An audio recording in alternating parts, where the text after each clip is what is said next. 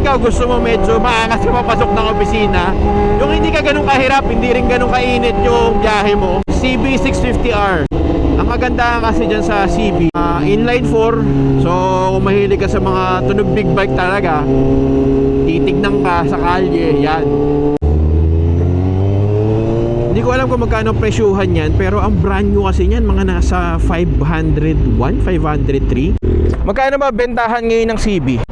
400? Sabi ko nga, kung pang everyday, palag na palag to, di ba? Kasi hindi siya ganun kainit. May kabigatan lang talaga siya. Pag nakagamit ka ng MTO7, daling pormahan, maintenance, hindi naman big bike, expect mo na yan. Consumption nito, depende kasi sa gamit mo yan eh. 18? 18 to 20. Walang piga? Hindi, may piga na yun. May piga na yun? Pero sulit, di ba? Sulit po. Sulit na. Pinande-daily ko nga to. Oh, daily yan. Kung sa beginner bike, I can say pwede naman. Pero syempre hindi mo pa rin siya pwedeng biru-biruin. Tapos medyo may kabigatan nga din siya, as I've mentioned. So baka pag U-turn, mahirapan ka. O kaya, alam mo yun, pag hindi ka pa sanay, medyo talaga malaking adjustment. Pero sulit na bike yan. Tsaka maganda community niyan, Sea-Beast. Yun, so kung ito pinapanood mo, this is a sign na kumuha ka ng CB650R.